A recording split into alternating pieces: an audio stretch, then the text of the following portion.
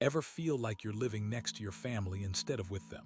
Like you're watching from the sidelines as life passes by? That's how it was for Garrett, a 48-year-old long-haul trucker with 10 years under his belt. He provided for his family, paid the bills, and kept a roof over their heads.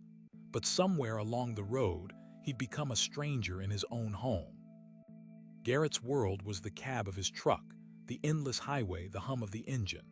His days were a blur of miles and deadlines. His nights spent alone in truck stops, listening to audiobooks to fill the silence. The mobile home on the outskirts of Columbus, Ohio, where his wife Sarah and 19-year-old son, Leo, lived, felt more like a pit stop than a home. He was trapped by the $45,500 in debt, a burden from a past breakdown and maxed credit cards. A quiet shame kept him from truly connecting. 10 years ago, Garrett had been a logistics manager. High stress, long hours, and a pressure to succeed had led to a breakdown, a dark period he barely spoke about. He lost his job, his confidence, everything. When he came back from the hospital, he started driving a truck, finding solace in the solitude, or so he thought. He thought he was protecting his family from his own weakness. The truth was, he was building a wall between them, brick by silent brick. Ever feel like you're living next to your family instead of with them? Like you're watching from the sidelines as life passes by? That's how it was for Garrett, a 48-year-old long-haul trucker with 10 years under his belt. He provided for his family, paid the bills, and kept a roof over their heads. But somewhere along the road, he'd become a stranger in his own home. Garrett's world was the cab of his truck, the endless highway, the hum of the engine. His days were a blur of miles and deadlines. His nights spent alone in truck stops, listening to audiobooks to fill the silence. The mobile home on the outskirts of Columbus, Ohio, where his wife Sarah and 19-year-old son, Leo, lived, felt more like a pit stop than a home. He was trapped by the $45,500 in debt, a burden from a past breakdown and maxed credit cards. A quiet shame kept him from truly connecting. 10 years ago, Garrett had been a logistics manager. High stress, long hours, and a pressure to succeed had led to a breakdown, a dark period he barely spoke about. He lost his job, his confidence, everything. When he came back from the hospital, he started driving a truck, finding solace in the solitude, or so he thought. He thought he was protecting his family from his own weakness. The truth was, he was building a wall between them, brick by silent brick. The mobile home was old but meticulously maintained from the outside. Inside, it was sparse and impersonal, reflecting Garrett's emotional distance. He'd come home late, shower, eat a quick meal, and retreat to the small TV in the corner, catching the end of a historical documentary. He'd see Sarah in the kitchen, tired from her day at the hospital, and offer a grunt, a nod. That was their conversation. Leo, his son, was a quiet, artistic kid, always sketching in his notebook. Garrett remembered teaching him how to ride a bike, a rare moment of connection, a memory now tinged with regret. He tried buying Leo expensive gifts for birthdays, a new guitar, a high-end drawing tablet, hoping material things could fill the void he'd created. But he saw the fleeting gratitude in his son's eyes, the underlying question, where were you all these years? The truth was, Garrett was out there chasing miles and trying to bury his past. He'd make $6,062 a month, $28 an hour, but after the truck payments, the gas, the food, and the debt, there wasn't much left. He felt the weight of it all, the constant pressure to provide, the gnawing guilt of his absence. Sometimes he'd pull over at a rest stop, open the grease-stained notebook in his glove compartment, and write poetry, pouring out the emotions he couldn't voice. He saw his reflection in the side mirror, a 48-year-old man with a square face, pale blue eyes squinting slightly, holding a deep-seated weariness. His salt and pepper mustache, neatly trimmed, couldn't hide the lines etched by years of unspoken regrets.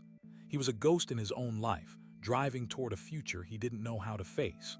The radio crackled with static, then a country song about lost love. Garrett turned it off, the silence echoing the emptiness he felt inside. 2 weeks before Leo was set to leave for college, Garrett found him in the garage, tinkering with an old motorcycle.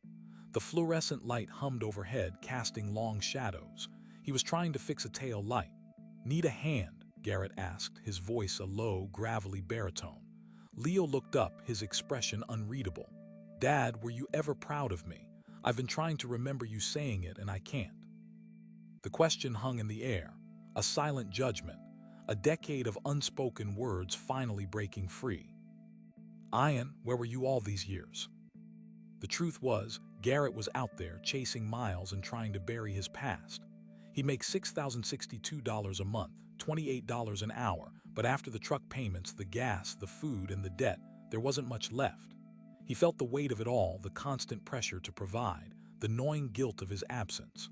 Sometimes he'd pull over at a rest stop, open the grease-stained notebook in his glove compartment, and write poetry, pouring out the emotions he couldn't voice.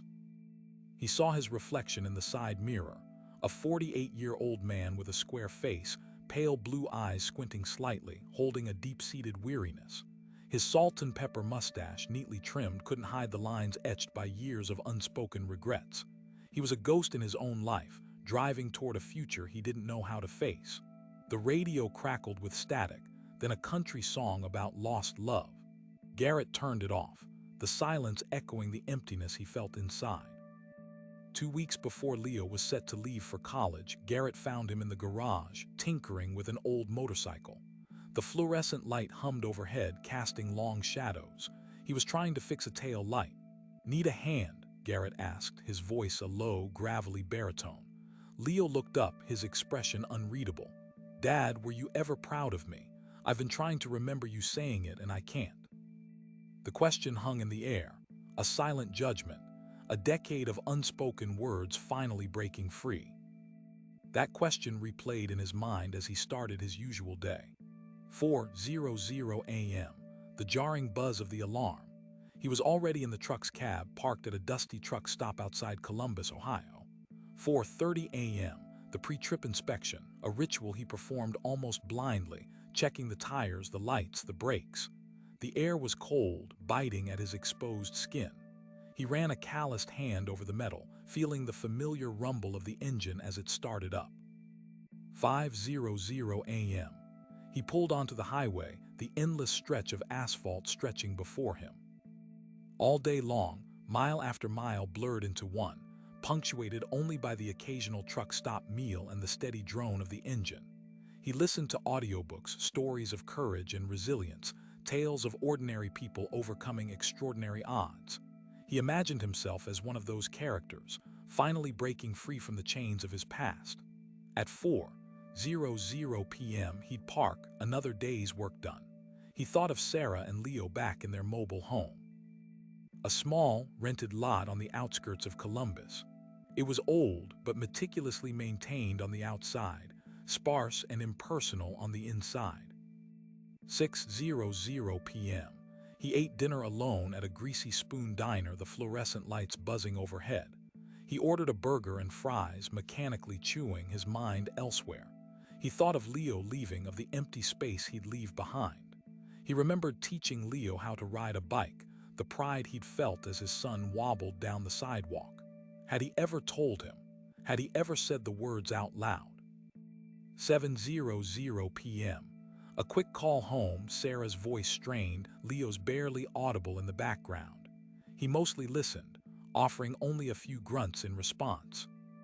He carried $45,500 of debt over him. The $27,000 in lingering medical bills and $18,500 in maxed-out credit cards mocked him from his wallet every time he paid the bills. 8:00 p.m. Back in his bunk, he tried to read, but the words blurred before his eyes. The shame of his breakdown, the regret of his silence, weighed him down like a physical burden. He closed his eyes, the image of Leo's face, the questioning look in his eyes burned into his mind. 9:00 p.m. Sleep offered a brief respite, but even in his dreams he was driving, endlessly chasing a destination he could never reach. 2 weeks until Leo left for college. Garrett gripped the steering wheel, his knuckles white. Another load, another state, another day of silence eating away at him. He'd tried the gifts, the awkward attempts at conversation about sports or school, but nothing filled the void. He was a ghost in his own home, haunting the edges of his family's life. He failed to tell Leo about the child support payments he'd made for the ex-wife's other child, the one that wasn't his. It was just the right thing to do, and he never wanted praise, but it was another missed opportunity to connect. The breaking point came on a Saturday, one of his rare weekends at home. Garrett was tinkering in the garage, pretending to fix a lawnmower he knew was beyond repair. He heard the hesitant footsteps behind him. He knew it was Leo. He tensed up, bracing for another stilted exchange. The air in the garage hung thick with the smell of motor oil and unspoken words. "Dad," Leo's voice was quiet, almost a whisper. Garrett didn't turn around, his hand still fiddling with a spark plug. He kept his face down, not wanting his son to see the fear in his eyes. He was 48 years old, a long-haul trucker with 10 years on the road, yet he felt like a scared kid again. "Yeah, Leo," he mumbled, avoiding eye contact. A long pause, then the question that shattered everything. "Dad, were you ever proud of me? I've been trying to remember you saying it, and I can't." The words hung in the air, heavy and accusatory, even though Leo hadn't meant them that way. It was just a simple question, a son seeking validation from his father. But for Garrett, it was a hammer blow to the wall he'd built around his heart. Garrett finally turned, his face etched with a pain that had been simmering for a decade. He saw the innocence in Leo's eyes, the genuine need for an answer. "Leo, son," he started, his voice cracking. He wanted to say all the things he'd kept bottled up for years, how proud he was of Leo's art, his kindness, his quiet strength. But the words caught in his throat, choked by the years of silence. He remembered coaching Leo's little league team, how it felt to teach him how to play. He saw the scar above his right eyebrow from the winch cable when he was 22, a reminder of a life where he never spoke how he felt. Garrett knew he was letting his son down again, failing to provide the reassurance he so desperately craved. I haven't been a good dad, Leo," he admitted, the words raw and honest. "But I am proud of you, more than you know." He finally looked at his son straight in the eye, no longer hiding behind his stoic mask. I haven't known how to say it." The silence stretched between them, thick and heavy. Then Leo stepped forward and hugged him. A brief, awkward hug, but a hug nonetheless. And in that moment, Garrett felt a flicker of hope. A sign that maybe, just maybe, it wasn't too late to rebuild what he'd broken. His surface goal was to pay off his medical debt, but his deep desire was to have one real conversation with his son, to mend the fences of the last decade, to start talking. Garrett stood in the dim garage, the scent of motor oil thick in the air. He watched Leo walk back to the house, a stoic figure like his father. A wave of guilt crashed over him, heavier than any load he'd ever hauled across state lines. His 48 years felt like 80. 10 years of silence, 10 years of pushing everyone away. He looked down at his calloused hands, the ingrained grease a testament to a life spent fixing things, except for the one thing that truly mattered, his family. "I am done living like this." He remembered his own father, a man of few words and even fewer hugs. Garrett had sworn he'd be different, but the breakdown at 38, the fear, the shame, it had crippled him. He'd retreated into the cab of his truck, finding solace in the endless miles and the solitude of the open road. He became a long-haul trucker with 10 years' experience, a job that was meant to save him but only amplified his problems. A self-fulfilling prophecy. Sarah, he found his wife in the kitchen, washing dishes. Her back was to him, her shoulders slumped with the weight of her own silent burdens. "I need to talk to you," he said, the words feeling foreign on his tongue. She turned, her pale blue eyes searching his face, and he saw a flicker of the woman he'd fallen in love with, buried beneath years of disappointment. "About Leo?" she asked softly. Garrett nodded. "He's leaving soon, and I don't want him to leave like this. I don't want to lose him because I couldn't talk." He walked over to the kitchen table, ran his hands over the smooth, cool surface.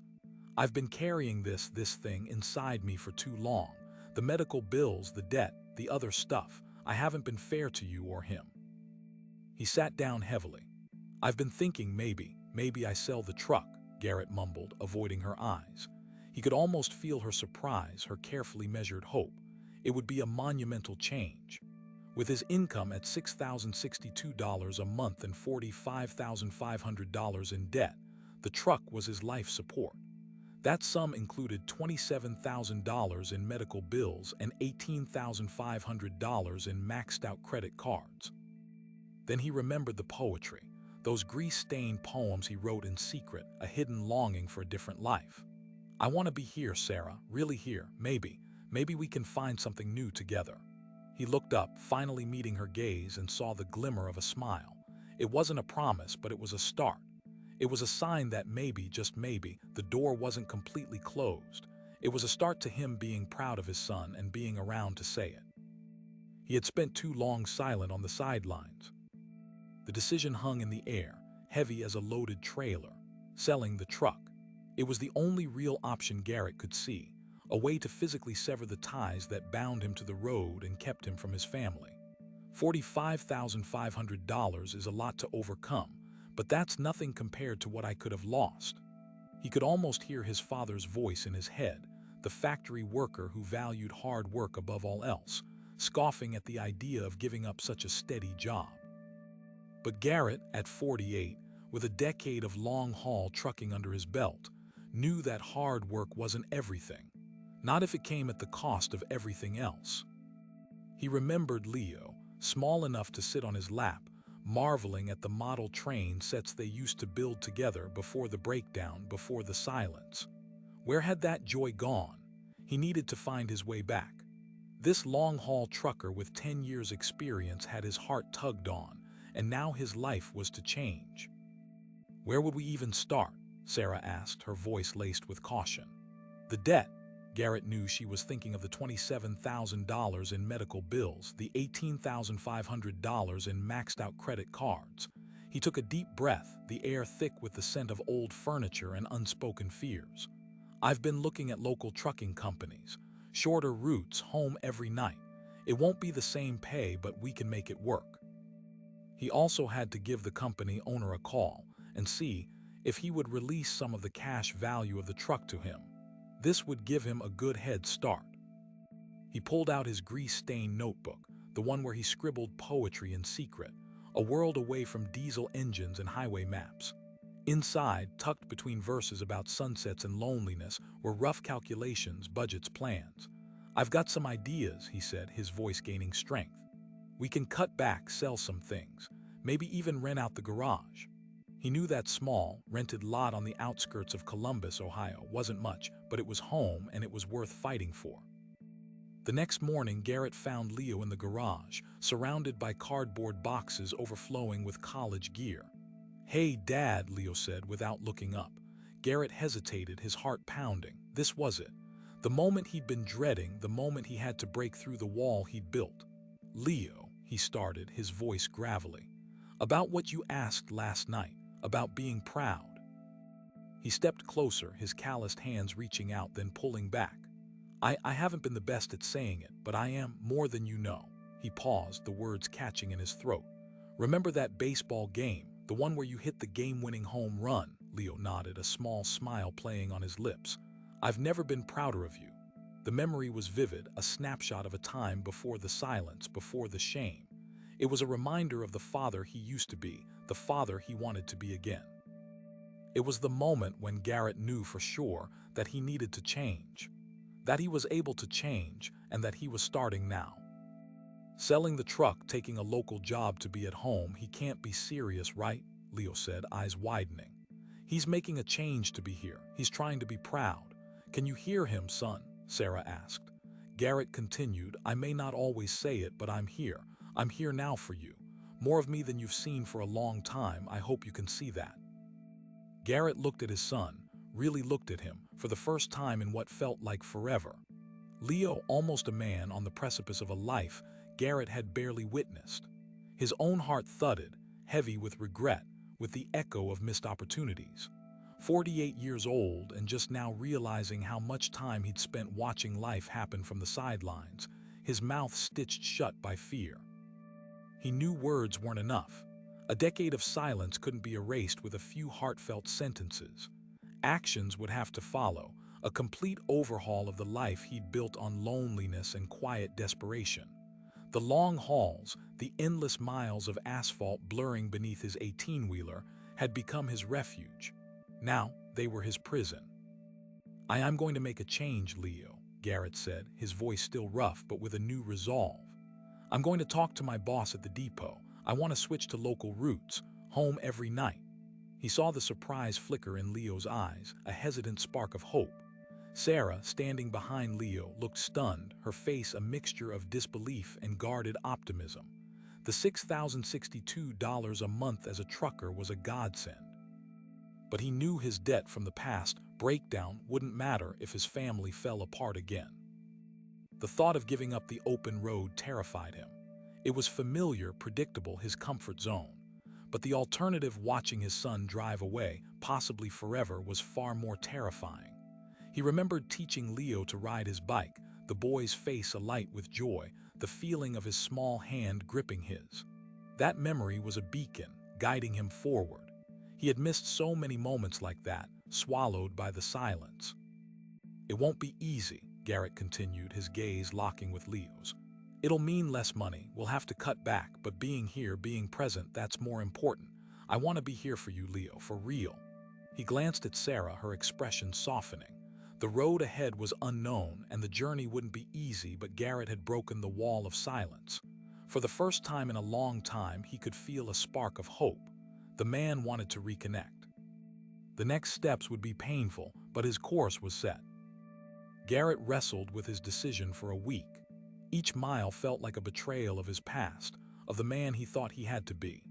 The road was his escape, the endless highway a buffer between him and the mess he'd made of his life.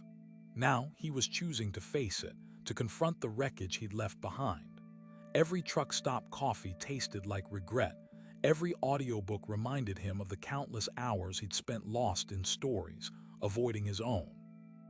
The first day back on the road after that conversation with Leo was the hardest. He woke at 4:00 a.m., the familiar rumble of the engine a cold comfort. Pre-trip inspection felt like a penance. He checked the tires, the lights, the load, each action a reminder of the life he was considering abandoning. The familiar routine, usually so grounding, was now a source of anxiety. He drove in silence for hours, the radio off, the hum of the tires the only sound. His hands gripped the wheel, knuckles white. The weight of his $45,500 in debt, the $27,000 in medical bills from his breakdown, and the $18,500 in maxed-out credit cards pressed down on him. How could he provide for his family on less? Would they understand? Was he strong enough to fail? That night, parked at a truck stop outside Indianapolis, Garrett didn't reach for his usual historical documentary. Instead, he pulled out the grease-stained notebook from his glove compartment. The one where he scribbled poetry, secret longings hidden in clumsy verse. He hadn't opened it in years. He flipped through the pages, past poems about sunsets and lonely highways, until he found one he'd written shortly after his breakdown. It was raw, desperate, a cry for help he'd never voiced. Reading it now, at 48, Garrett felt a pang of sadness for the man he'd been. A man too afraid to ask for help, too ashamed to be vulnerable. Garrett grabbed his phone, ignoring the familiar ache in his chest. He dialed Sarah's number. She answered on the third ring, her voice wary. "Garrett, everything okay?" He could hear the clatter of dishes in the background. "Yeah, Sarah, just wanted to say goodnight." A long silence stretched between them. He knew he needed to do better. "I talked to the depot about switching routes." Another silence. "And what did they say?" He hesitated. "They said they can do it starting next week, Columbus routes, home every night." He braced himself for her reaction, for skepticism, for disbelief. Instead, she simply said, "Okay, Garrett." He could almost hear the gears turning in her head. He swallowed hard. "I know it'll be tight, but I want to be here for Leo, for you." This time, the silence was different, softer, filled with unspoken things. "Me too, Garrett," she whispered. "Me too." The next few weeks were a blur of routes and drop-offs, but something had shifted inside Garrett, the 48-year-old long-haul trucker. He still listened to audiobooks, but now he found himself rewinding sections, absorbing the characters' emotions, their struggles to connect. He started noticing things he'd missed before, the way the sun slanted through the windshield, turning the dust motes into tiny diamonds, the specific rumble of the engine as he climbed a long grade. He was more present, more aware. Day 12 brought a small victory. At dinner, Sarah actually asked him about his day, not just a perfunctory "how was work," but a genuine inquiry about the load, the traffic, the weather. He told her about a detour outside Indianapolis where he'd seen a field full of sunflowers, a vibrant yellow against the endless green. She smiled. "Leo always loved sunflowers," she said softly. Garrett felt a pang of regret. He'd missed so much. "Maybe we can get some for the yard," he mumbled, instantly regretting the vulnerability. But Sarah just nodded, her eyes holding a glimmer of something he hadn't seen in years. Day 16, Garrett found Leo in the garage, tinkering with his beat-up Honda Civic. "Hey, Dad," Leo said without looking up. Garrett hesitated, unsure how to proceed. He remembered the question Leo had asked, the one that had shattered his silence. "Dad, were you ever proud of me?" He cleared his throat. "Leo," he began, his voice rough. "That thing you asked about being proud," Leo stopped wrenching and looked up, his face guarded. "It's okay, Dad, you don't have to say anything." Garrett pushed on, the words tumbling out, awkward but honest. "No, I am. You were always quiet like me, but you always worked hard in school at your art." He paused, searching for the right words. "That science fair project you did in 8th grade, the one with the volcano, blew me away. I didn't know how to say it." Leo's expression softened. "Thanks, Dad." A silence fell between them, but this time it wasn't uncomfortable. Day 21, a Sunday, Garrett found himself driving Sarah to the hospital. Not for an emergency, but for her routine checkup. A Columbus route, a new change of pace for the 48-year-old trucker with 10 years' experience. He gripped the wheel, the familiar weight of his $45,500 debt looming in his mind. He hadn't been this nervous behind the wheel in years. He glanced over at Sarah, her face etched with worry, and suddenly the debt didn't seem so important. He thought about his secret dream, the one about selling his truck, buying a small fishing boat, and spending his days somewhere warm with Sarah, actually talking to her. He reached over and took her hand, his calloused fingers enveloping hers. She squeezed back, her touch surprisingly strong. "It's going to be okay, Sarah," he said, his voice low and gravelly. "We're going to be okay." He knew it wouldn't be easy. The years of silence, the mountain of debt, the years wasted haunted him. But in that moment, looking at Sarah, he knew he was finally on the right road. The next week, Garrett surprised Sarah again. He knew her shifts at the hospital were brutal. So instead of hitting the road immediately after dropping her off, he stayed. He helped her with small tasks around the house, things he'd ignored for years. He fixed the leaky faucet in the bathroom, a task she'd asked him to do months ago. He even started dinner, a simple spaghetti and meatballs, using a recipe Leo had taught him years ago. Sarah walked in, weary from a long day, and stopped dead in her tracks. "Garrett, what's all this?" she asked, her voice laced with suspicion. "Just wanted to help," he mumbled, avoiding her gaze. He felt awkward, like a teenager trying to impress a girl, but he kept going, stirring the sauce and setting the table. He wasn't sure if this would fix anything, but he knew he had to try. Later, Leo wandered into the kitchen, surprised to see his dad actually cooking. "Smells good, Dad," he said, a hint of amusement in his voice. Garrett felt a flicker of warmth. It wasn't much, but it was a start. After dinner, he even did the dishes, the calloused palms with ingrained grease now gripping a soapy sponge. His boss at the trucking company noticed the change too. Garrett, who always volunteered for the longest, most solitary routes, suddenly started requesting shorter hauls, ones that would get him home more often. "Something up, Garrett?" his boss asked, a gruff man named Frank. "Just family stuff," Garrett replied, offering no further explanation. Frank just nodded, a rare sign of understanding.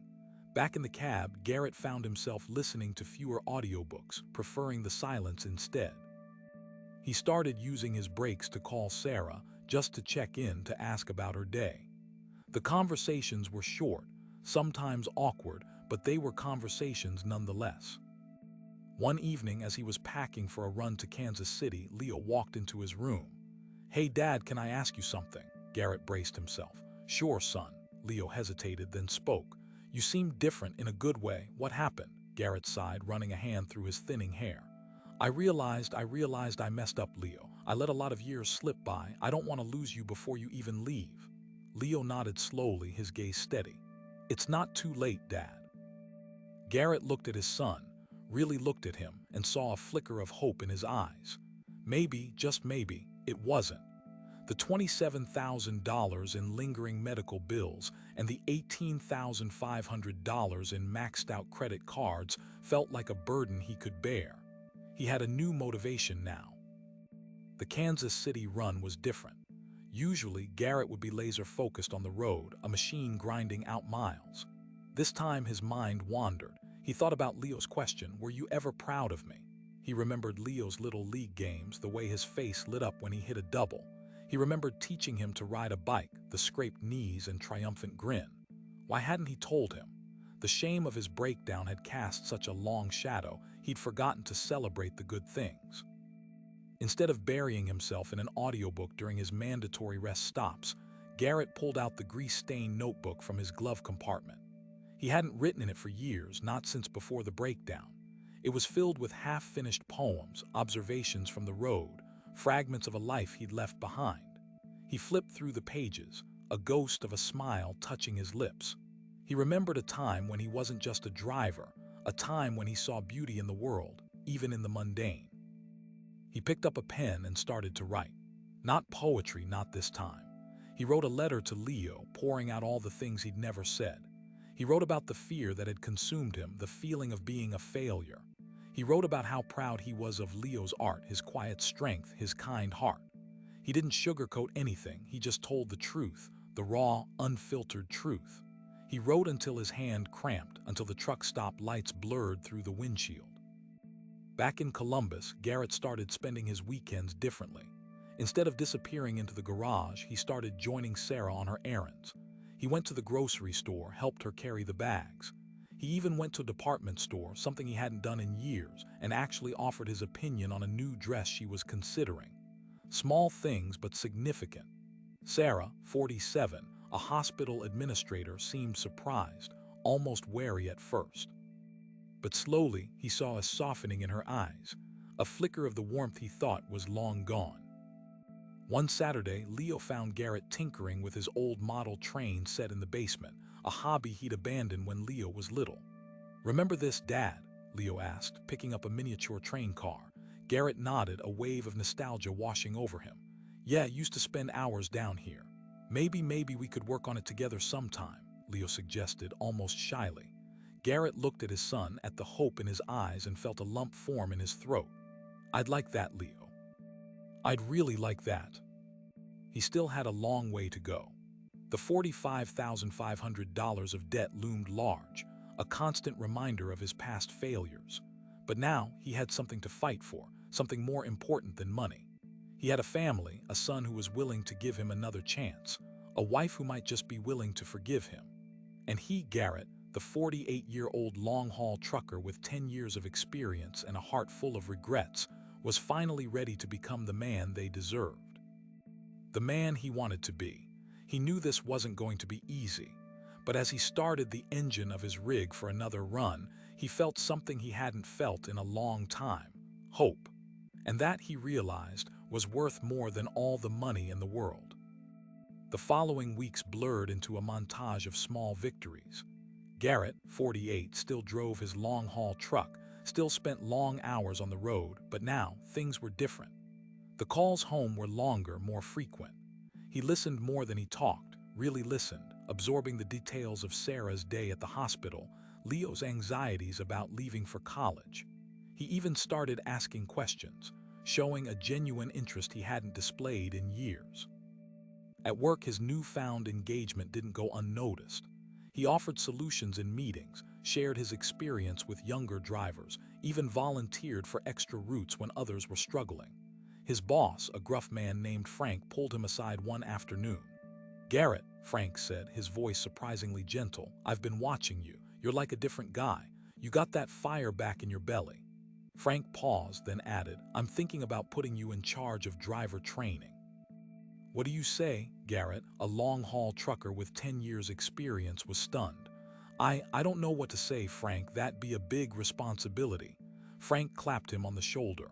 You can handle it. You've earned it. The promotion meant a small raise, enough to start chipping away at the $45,500 debt that had been hanging over his head for so long. He made extra payments on the $27,000 in medical bills, the ones that haunted him the most, a constant reminder of his breakdown 10 years ago. He even started setting aside a little each week, dreaming of the day he could finally sell the truck and buy that fishing boat, the one he'd been sketching in his gray-stained notebook for years. His family noticed the change too. Sarah started leaving little notes for him on the kitchen counter, simple things like "have a good trip" or "love you." Leo, prepping for college, seemed more relaxed around him, engaging in easy conversation about his art, his hopes for the future. One evening after dinner, Leo stopped Garrett in the hallway.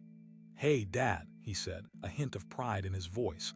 "I told some of my friends about your new job. They think it's pretty cool." Garrett, a man of few words, just nodded, his heart swelling with a joy he hadn't felt since coaching Leo's little league team all those years ago. He still had his moments of doubt, his fears that he was too late, that he couldn't undo the damage of a decade of silence. But then he would remember the look in Leo's eyes, the softening in Sarah's gaze, and he would keep fighting, one conversation at a time, 1 mile at a time. He had been silent on the sidelines for too long. He knew that now, and he was finally ready to step back into the game.